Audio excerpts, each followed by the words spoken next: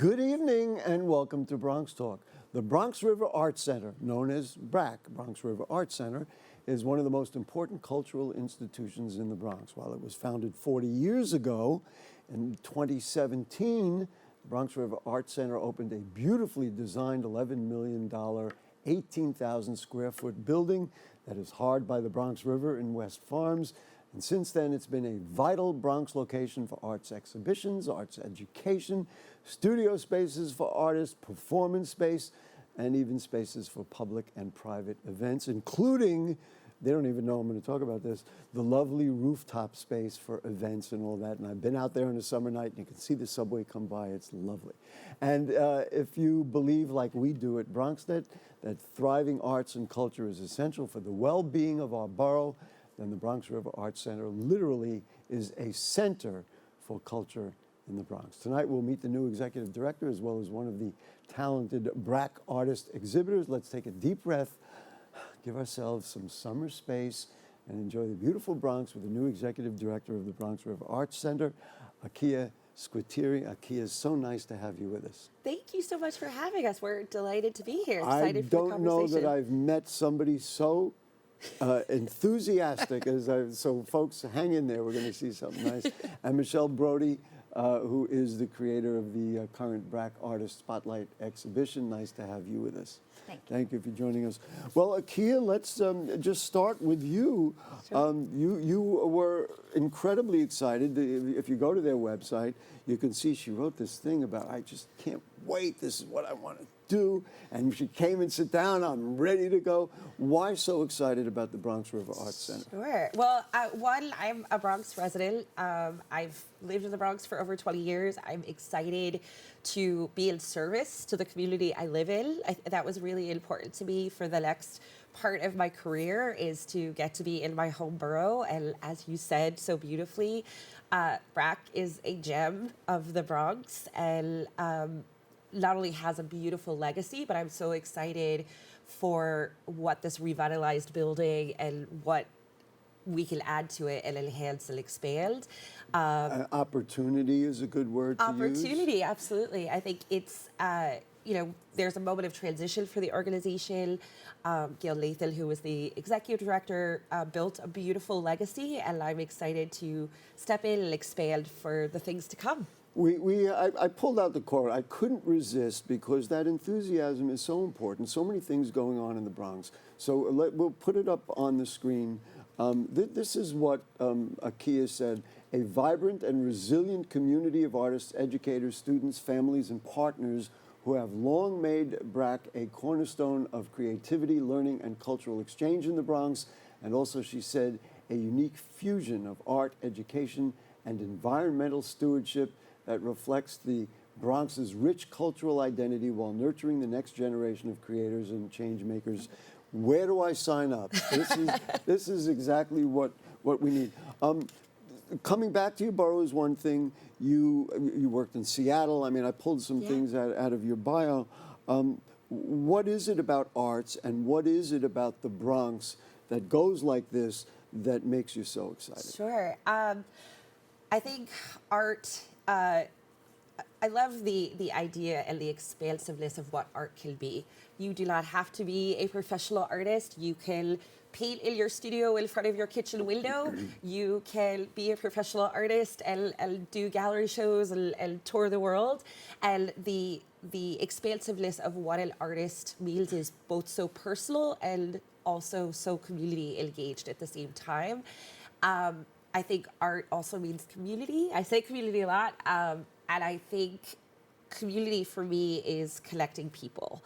And I think in this time when we are in a post-COVID world, I'm really excited about exploring what is going to get people back outside of their homes. What do people need right now? And I think people are hungry for human connection. And I think art can mean a lot of things. Brings people together. Brings people together. And I think what I'm excited about BRAC, like you said, we have a roof garden, we have an outdoor courtyard, we have a gallery. It's all there. And really thinking about it being a center of connectivity. And I think that's what what the world needs right now, not to be Pollyanna, Right. but I think that's really important. I think humanity needs collection, and I think art is such an important and healing collector. The last question, Michelle, hang in there. We're gonna ask you very similar kinds of things. You were in theater. This Yes. was your background. How does that translate? Do you see it the same way? You know, what's the segue that works for you to go from there to here? Sure. Yes. So my background is primarily theater. I was the director of arts and culture at the 14th Street Y, so I also ran the art gallery there. And I think art is also storytelling, whether it's theater, whether it's dance, whether it's visual art, whether it's music. It's artists telling stories in different mediums. So I think that does translate, and helping to, whether it is a 9-year-old who is taking their first art class and learning the voice of how they want to tell their story, or someone who is a seasoned artist like Michelle who has been telling stories in a different way. I think that's the collection and why I'm so excited to be at BRAC. Michele Brody, thanks for joining us. We're going to talk about the exhibit Arboreal. Did I say it right? Arboreal, Ethereal, capturing the entropy of nature. We're going to talk about that in a moment. But the same kind of questions for you. When did you start being an artist? When did you realize doing this was something that you needed to do? It's been a burning desire as far as I can remember. But the thing is, I came to visual art through many different art forms. I tried dance. I did a lot of theater in high school. I'm only smiling because it's funny. You think here's an artist, and I tried this, I tried this, I tried this, and I didn't quite connect. So keep going. This is fascinating. And again, at the end of high school, my heart was broken when my theater director said to me, "Why don't you try something else?" So you always wanted to do something in the creative realm. Yes. And it was really a matter of finding which realm. Right. And So math class and history class, that didn't work. Okay. Well, that's all part of Oh, it. yes, It all good point. fed into a Sorry. foundation. And it was really about working with my hands. And that's where it moved into visual art. So I'm very physical with my work. It's installation, it's sculpture, it's not painting. Do you remember like the first moment that you said, gee whiz, this work? Oh, do tell. Yes, We're there's getting right the into story the of bottom line. when I was in college. I had a boyfriend and I was moving out. I was transferring schools, and he wanted a lock of my hair. So, Oh, sorry, I yeah. didn't mean to giggle about that. Yeah, no, But that's and lovely. I wanted to make something special to Wow. put that lock of hair into, and it was actually a sewn box that I had embroidered and gave it to him. And that Wow. really said to me, this is what I want to do. Wow. I want to make things. And so I'm thrilled that you told us that story. So then when we look at your exhibits and everything you do, it really stems from that desire to put something together of beauty to share with someone. Am I extracting that properly? Yeah. And just some highlights for the folks who are watching about you and how you got to the point where you are now. Like what kinds of things have you done to lead us to, for example, to this exhibit that I can't pronounce? Really, it started with a background. My father really wanted me to be an architect because he was a builder. My grandfather, my great-grandfather were builders, all in New York, in Brooklyn, Queens, and Staten Island. And I loved the building of the models in architecture and problem solving, but I didn't want to work in the field. I thought it's too competitive, not as many women. And Well, that's interesting, And then too. I moved into visual art, and it was really an interest in fibers and textiles that first drew me in. Fascinating. Akia, what I want to do, let's show some pictures, okay? Sure. The first one we have is the building of the Bronx River Art Center. And this photograph, I can tell you because I took that photograph, this was taken before it was open. That's why the gate is down. Right. Before it was open, when there was still, Gail Nathan was still trying to get the city to come and give it a certificate of occupancy. And I remember taking that picture and looking at it and saying, my goodness, what a, and with BRAC across West Farms. What about the neighborhood? Now, I remember when we were standing there at that time, and there was a mother who walked by with her son and said, when are you going to open this building? And because I want to bring my son to class. Is there a relationship with the neighborhood? Do you find that it's neighborhood people who come in? Of course, everybody comes in for the exhibits and all those other things. Yeah, yes, and I hope that in the coming years there's even more of a deeper connection to the neighborhood. I think one of the really, really beautiful things, and I think BRAC does so many beautiful things for the community, is often our building and our programs are the first time that youth in this neighborhood get arts programming. The public school system does not have, in that area, does not have as expansive programs in the arts, and often we partner with the local schools. We have a free after-school program for middle school and teenagers where this is their first real integration and exposure to visual art. So I would say, yeah, BRAC does have a deep connection of service and partnership to the community. And my hope is that we will continue to be responsive to what the community needs and not what we think the community needs. And I think those are two different things. That's to really do some important. listening as opposed Yeah. to dictating. We have pictures of the facility. So let's see. We're just going to run through them. These are some of the art spaces that Yes. artists come in and use, and they can have their own studio if they don't have the space in their homes. I mean, here's a couple of examples of that. We can keep rolling. Yeah, and if I can share, right now we do have 2 open spots at our third floor studios. So come fall, so we have our third floor studios. There's 9 resident artists. They're on a 2-year cycle, and it gives the opportunity for below market rate rents for for artists to have a space and a home. And you're in the culture of it. I mean, Yeah. you're there with other artists, and you feel the Yes. like being creative in that. I mean, how nice, as opposed to, not to say there's anything wrong with sitting in your own home and doing it there, but you get the feedback, you get other people, maybe they have some suggestions, and things like that. There is event space, right? There is an event space, yeah. And this, of course, is the gallery downstairs, and this is where a lot of the work gets displayed. Yeah, we have the street-facing gallery. So we have anywhere from 5 to 8 gallery shows per year, depending on the cycle and who's in the space. And then adjoining, we have the event space, which also opens up to our beautiful courtyard that you get to see the Bronx River go right by. And it's a really special place. It is really special, and the river is there, of course, and all that. All right, Michele, please pronounce it again so I don't mess it up.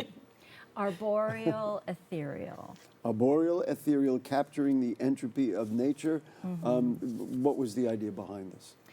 Well, arboreal refers to trees, to the forest, and ethereal being ephemeral or ghost-like. And a majority of the work in the show We can start putting some pictures up there. Go ahead. The majority of the works are paper castings of trees that are living but maybe sick, and then also trees that had been chopped down or had been blown over. And it's about bringing them back to life. Did you visualize this beforehand, or you were just kind of making this stuff Well, this and then piece in said, I want to do particular- it for the Bronx River Yeah, Art that Center? first piece is called 9 Birches. And that one I really particularly envisioned for BRAC to be in that front window space. And when people walk by, you can see them kind of looking in and like, Well, what's that in last one, there? that last one I was looking at, I said, wait a minute, I didn't know they had a garden indoors, that kind of thing. How long did it take you to put it together? And did you do it there at the Bronx River Art Center, or you did it there, like there was like people could come in and watch you do it? Well, I was suppose. actually, I had a very long installation period for the exhibition, thankfully, which was almost 3 weeks. And so, yeah, people were wondering what's going on in here. But the artwork itself, a majority of it was created at the Art Center, where I've also had a studio there, working on the 3rd floor. You know, then we kind of skipped over that. You have a studio there. Maybe you should kind of repeat or go further on the concept of having a studio there versus having a studio somewhere else. I'm sure it's really worked and seeing other artists, etc. Oh, yeah. I mean, in particular, my work can be extremely large, but because I had a Well, whole... you are putting in trees. I mean, Yeah. come on. I mean, that are all life size. I usually work in small pieces and then put them all together on site. But having that studio really allowed me to work much larger, and and to really physically expand. That's why when we showed the space, you could see that you could really, as you say, the word expand. Akia, I want to go a little further with the education program. By the way, the exhibit is there till the 16th, so it'll be for the rest of the week, and then there's a closing. A closing reception on Saturday, August 16th, from 2 to 5. 2 to 5 p.m. Come in, see. It's a great time to see it. I'm sure they'll have a couple of refreshments, and and you'll be with everybody, and you can say hello to Michele and Akia personally. I want to go back to the education piece. Yeah. And this, you know this like you know your own name, and I've done enough interviews about this, and I think I understand it pretty well. But I'm just going to re-ask the question: why is it important for kids? What does it do for kids? For parents to say, well, it's a nice idea. I'd like to do this. Why is that good, and what does it do for children? It's a big question. Do we have enough time, folks? Do we have enough time? So I could go into all of the statistics and all of the academia of why arts enrichment is important. But I would rather distill it to one thing. I think art teaches people how to be better humans. And I think it teaches empathy and community.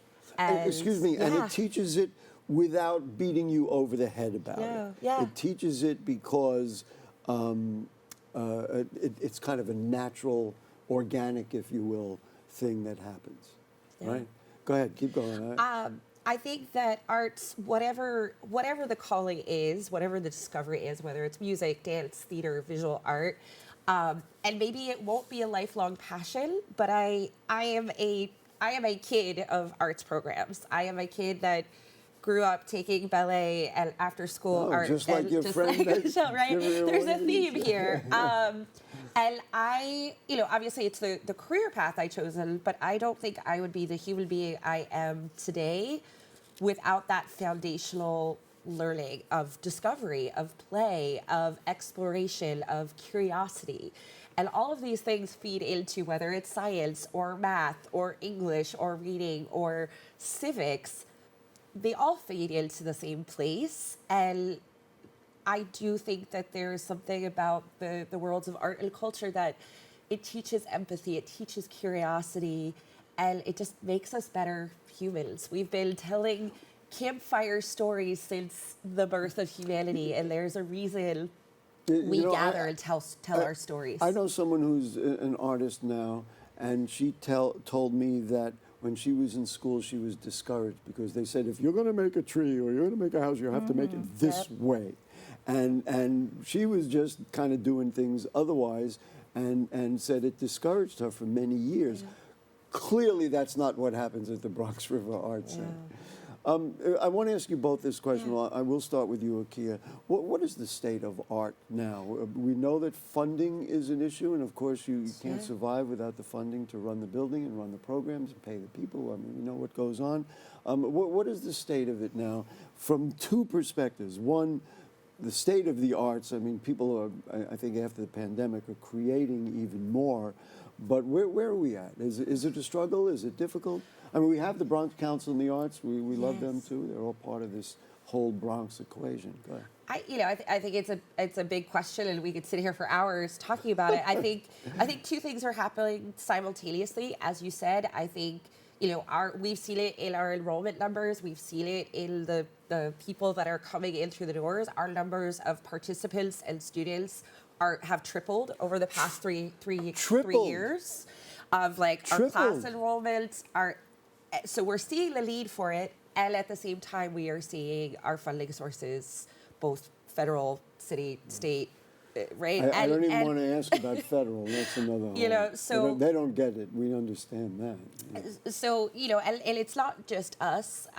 Funding sources. You have less funding sources and more art services applying for those same pool of funding, right? So there is a little bit of cannibalism going on. Of it's a saturation rate of so many important arts organizations, not only in New York City, but across the country, that are in real dire need of financial support. And I hope our communities and our individual donors will step up, because I think that's what the arts need right now, is for individuals to be giving back to their communities however they can, and whatever that means, because sources are hard right now. This is why we're doing this show today. We're shouting as loud as we can. Michele, from your perspective, with other artists, with yourself and other artists, hard time to create, a difficult time to create, an easy time to create because there's so much going on and you want to react to it? I mean, how do you evaluate the world of art right now and being an artist within that world? Well, certainly post-COVID has been coming up, and I know that from all the artists I know, that time period was an incredible, fruitful time. I've heard that. Ironically so. so. I've heard that a lot, yeah.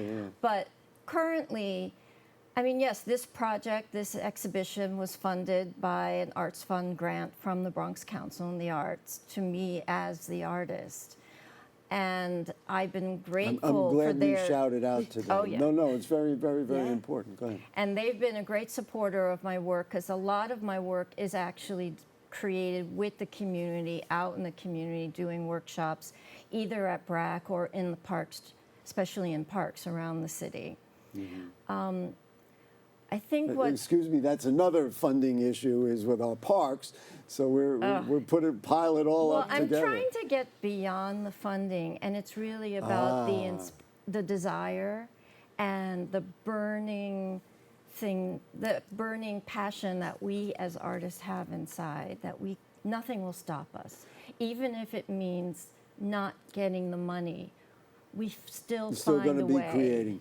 I want to talk, you had mentioned beforehand about the Living Legends. Yes. This is a show that's coming up, you said, in September. This will resonate with everybody in the Bronx. Tell us all about it. Very excited. Again, this really talks about the community responsiveness.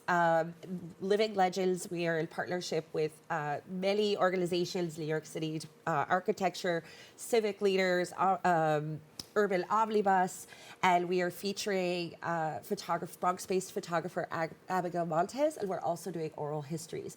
And this exhibit centers around not only the history, but the future visions. I'm going to do a drum roll. of the Cross Bronx Expressway. The Cross Bronx Expressway. Ever heard of it? So I'm sure as viewers and you know that there's a lot of conversation around the Cross Bronx Expressway right now, as well as the embedded history and the impact, both socioeconomic and environmental impacts of the Cross Bronx Expressway on residents. Is there an agenda for this, or are you really just putting it out factually and let the art stand for itself and that people see it and then interpret what they think is best? I think the agenda is to have conversation. I don't think it's to sway. It's certainly not a political movement to sway feelings about the expressway.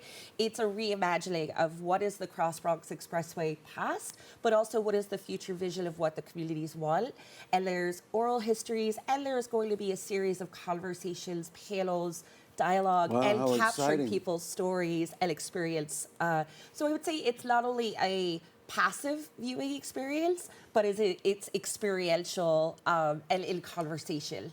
And when is it? What are the dates? So the dates are September 26th through November 7th, and on a series of Saturdays, dates to be announced. There will be civic leaders, All artists, kinds of, all sorts of engagement activities, and everything is free. Congratulations! What a wonderful concept and conceptual thing to really talk. We talked about the interactivity between the Bronx River Art Center and the community. That's it. Last thing I just want to mention, because I have been there for these things, there's a big piano in there. There's a performance space.